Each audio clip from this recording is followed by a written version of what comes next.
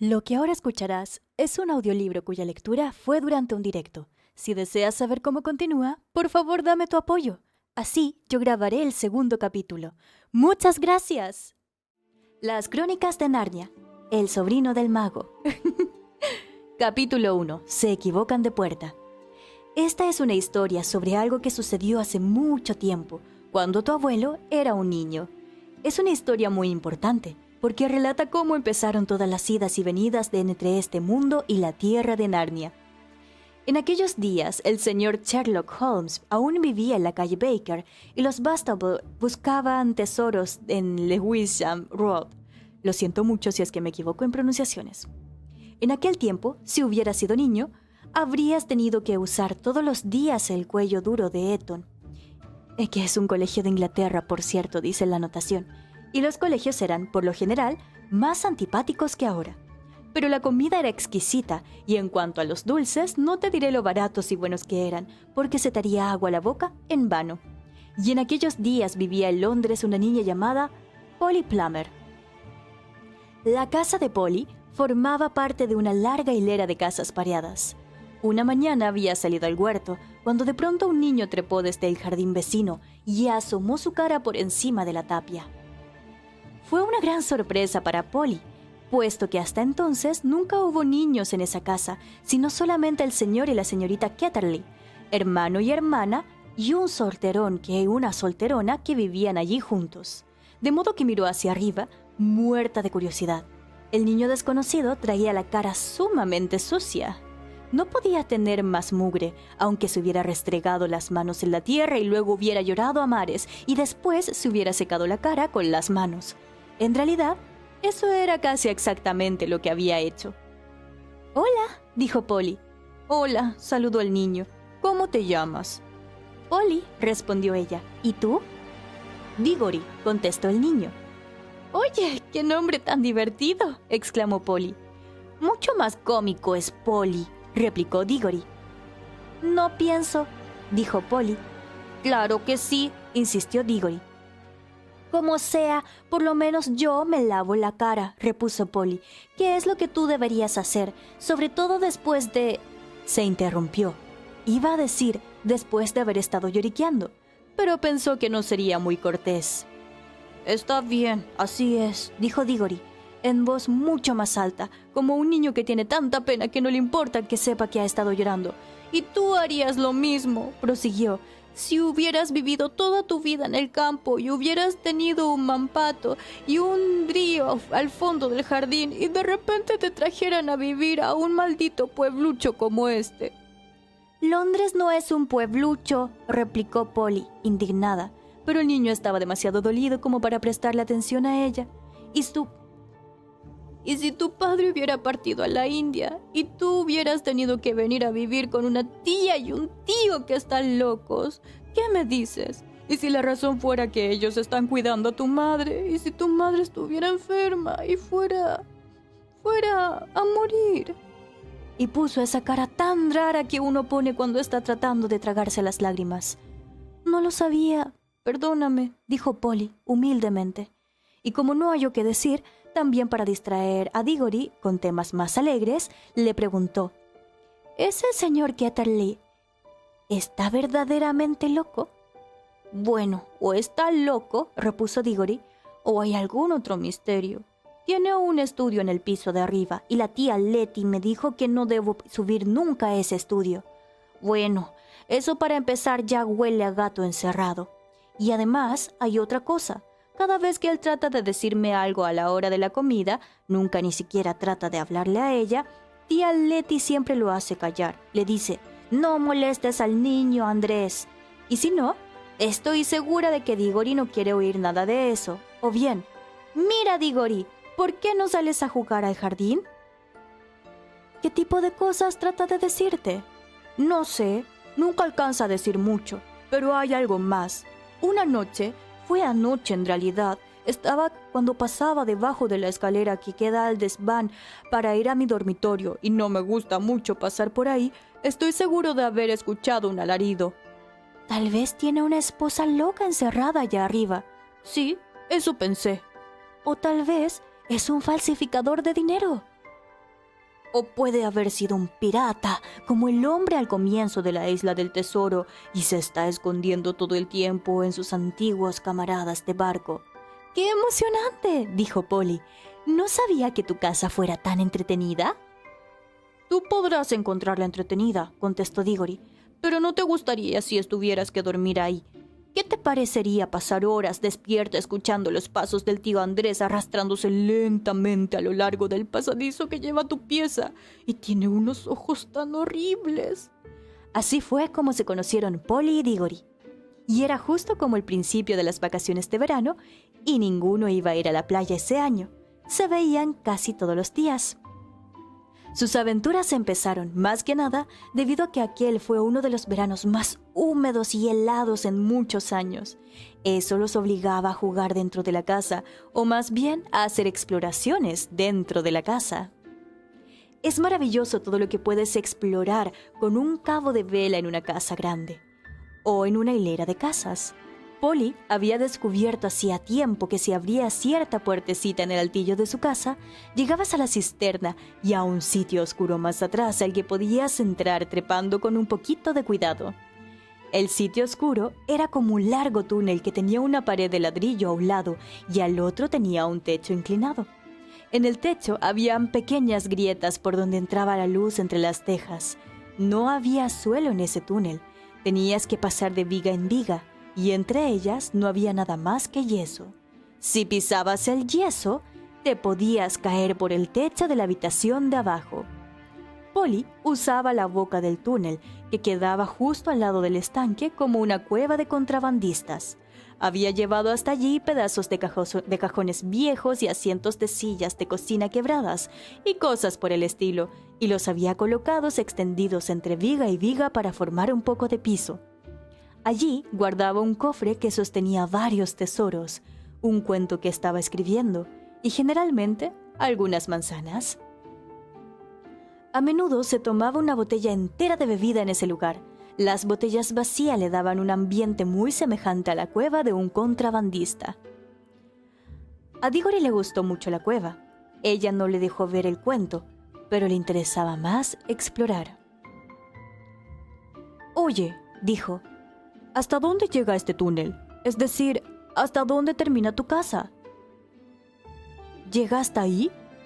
No, repuso Polly. Las paredes no salen al tejado. El túnel sigue de largo, no sé hasta dónde. Entonces podríamos recorrer toda la hilera de casas. Claro que podemos, dijo Polly. ¡Y qué fantástico! ¿Qué? Podremos entrar a otras casas. Sí, y que nos tomen por ladrones. No, gracias. No te pases de inteligente. Estaba pensando en la casa detrás de la tuya. ¿Qué hay con ella? Bueno, es que está vacía. Mi papá dice que ha estado deshabitada siempre, desde que vinimos a vivir aquí. Entonces creo que debemos echarle un vistazo, dijo Diggory. Estaba mucho más emocionado de lo que podrías creer por el modo en el que lo dijo. Pues claro, ya estaba pensando, tal como lo podrías haber hecho tú, en todas las razones por las cuales la casa podría estar deshabitada tanto tiempo. A Polly le pasaba lo mismo. Ninguno mencionó la palabra embrujada, pero ambos pensaron que ya se había sugerido el asunto, sería tonto no hacerlo. ¿Vamos ahora mismo?, preguntó Diggory. Muy bien, contestó Polly. No vayas si no quieres, dijo Diggory. Yo me atrevo si tú te atreves, replicó ella. ¿Cómo sabremos si estamos en la casa que sigue a la de al lado? Decidieron que debían entrar al altillo y caminar por él con pasos largos, como los pasos que daban para cruzar por las vigas. Eso les daría una idea de cuántas vigas había en una pieza. Añadirían unos cuantos más por el pasadizo entre los dos desvanes de la casa de Polly, y luego la misma cantidad de pasos del altillo para la pieza del servicio. Eso les daría el largo de la casa. Cuando hubieran cubierto el doble de esa distancia, estarían al final de la casa de Diggory.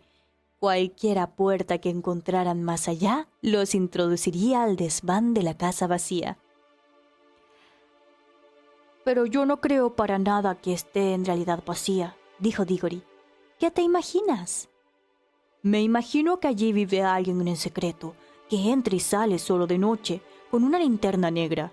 Es probable que descubramos a una pandilla de peligrosos criminales y nos ganemos una recompensa. Es una soberana tontería decir que una casa puede estar vacía todos estos años sin que haya algún misterio de por medio. Mi papá cree que se debe a las alcantarillas, advirtió Polly. ¡Ah! Los grandes siempre se inventan explicaciones tan poco interesantes, replicó Diggory. Ahora que conversaban en el desván a la luz del día, en vez de a la luz de la vela como en la cueva del contrabandista, les parecía mucho menos posible que la casa vacía estuviese embrujada. Cuando hubieron medido el altillo, tuvieron que buscar lápiz para hacer la suma. Los dos obtuvieron al principio resultados diferentes, y aun cuando llegaron a un acuerdo, no estoy muy seguro de que hubieran sacado bien las cuentas. Estaban impacientes por comenzar la exploración. «No hay que meter bulla», murmuró Polly, mientras trepaban hacia adentro de nuevo por detrás de la cisterna. Como era una ocasión tan importante, cada uno llevó una vela. Polly tenía muchas guardadas en la cueva. Estaba muy oscuro y polvoriento, y lleno de corrientes de aire. Pasaron de viga en viga sin decir una palabra, salvo cuando alguno murmuraba: «Estamos frente a tu desván ahora», o «Debemos haber llegado a la mitad de nuestra casa». Y ninguno tropezó ni se apagaron las velas. Y por fin llegaron a un lugar donde lograron ver una puertecita en la muralla de ladrillo a su derecha. No tenía cerrojo ni tirador por ese lado porque, claro, la puerta había sido hecha para entrar, no para salir. Pero había un pestillo, como suele haber dentro de la puerta de un armario, y les pareció fácil poder hacerlo girar. «¿Lo abro?», preguntó Diggory. «Yo me atrevo si tú te atreves», dijo Polly, tal como había dicho antes. Ambos tuvieron la sensación de que esto se ponía muy serio, pero ninguno quiso echarse atrás. Diggory corrió el pestillo con alguna dificultad. La puerta se abrió con un vaivén y la súbita luz del día los hizo parpadear. Luego, con un gran sobresalto, vieron que no estaban en un desván abandonado, sino que ante una pieza amoblada. Pero se veía bastante vacía. Había un silencio sepulcral. A Polly la venció la curiosidad. Apagó de un soplido la vela y entró a la extraña habitación, sin hacer más ruido que un ratón. Tenía forma de buhardilla, por supuesto, pero estaba amoblada como un salón. Las paredes estaban cubiertas de estantes y no había un espacio de los estanques que no estuviese repletos de libros. El fuego estaba encendido en el hogar. Acuérdate de que ese año el verano era extremadamente frío y húmedo, y frente al fuego, dando espalda a los niños, había un sillón de respaldo alto. Entre el sillón y Polly, llenando más de la mitad del cuarto, había una enorme mesa donde se amontonaban toda clase de cosas, libros impresos y libros de esos de los cuales tú escribes, y tinteros, y plumas, y lacres, y un microscopio. Pero lo primero que advirtió fue una bandeja de madera de color rojo brillante y en ella una cantidad de anillos. Estaban ordenados por pares, uno amarillo junto a uno verde, un pequeño espacio, luego otro amarillo y otro verde. No eran más grandes que los anillos comunes y nadie podía dejar de verlos por el brillo que tenía. Eran las cositas más preciosamente relucientes que te puedas imaginar. Si Polly hubiera sido un poquito más pequeña, seguramente hubiera querido echarse uno a la boca. La habitación estaba tan silenciosa que de inmediato oías el tic-tac del reloj. Sin embargo, se dio cuenta enseguida, tampoco estaba absolutamente silenciosa. Se escuchaba un tenue zumbido, muy, muy tenue. Si en aquel entonces ya hubieran sido inventadas las aspiradoras, Polly habría pensado que era el sonido de una que funcionaba muy a lo lejos, unas cuantas habitaciones más allá y unos cuantos pisos más abajo. Pero este era un ruido más agradable, un sonido más musical, pero tan tenue que apenas podías oírlo. «Está bien, aquí no hay nadie», anunció Polly, dirigiéndose a Diggory por encima de su hombro. Hablaba casi en susurros, y Diggory apareció, parpadeando y con aspecto extremadamente sucio, como en realidad lo estaba también Polly ahora. «No vale la pena», dijo. «No es una casa vacía después de todo». Es mejor que escapemos antes de que venga alguien. ¿Qué crees que serán esos?, preguntó Polly, señalando los anillos de colores. ¡Vámonos!, insistió Diggory. ¡Cuanto antes! No terminó lo que iba a decir, pues en ese momento sucedió algo. La silla de respaldo alto frente al fuego se movió de repente y de ella se levantó, como un demonio de pantomima, saliendo del suelo de la trampa en un escenario de teatro, la impresionante figura del tío Andrés. No estaban en la casa vacía, estaban en la casa de Diggory y en el estudio prohibido. Ambos dejaron escapar un "oh" y comprendieron su terrible equivocación. Pensaron que debían haber sabido desde el principio que no se habían alejado lo suficiente, ni mucho menos. El tío Andrés era muy alto y muy delgado. Tenía una cara larga y pulcramente afeitada, nariz aguileña, ojos extraordinariamente brillantes y una gran mata desgreñada de cabellos grises. Diggory se quedó sin habla, pues el tío Andrés le parecía ahora 1000 veces más aterrador que antes. Polly no estaba todavía tan asustada, pero pronto lo estuvo, porque lo primero que hizo tío Andrés fue cruzar hasta la puerta de la habitación, cerrarla y ponerle llave a la cerradura. Después se dio vuelta, miró fijo a los niños con ojos radiantes y sonrió mostrando todos sus dientes. «Vaya», dijo ahora la tonta de mi hermana no podrá entrometerse». Fue horriblemente diferente de lo que uno hubiera esperado que hiciera un adulto. A Polly se le salía el corazón por la boca.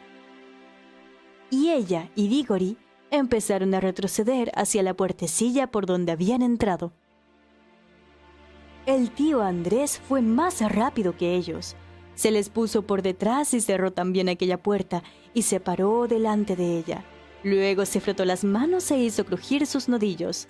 Tenía bonitos dedos, muy largos y blancos. «Encantado de verlos», dijo. «2 niños, y es justo lo que quería».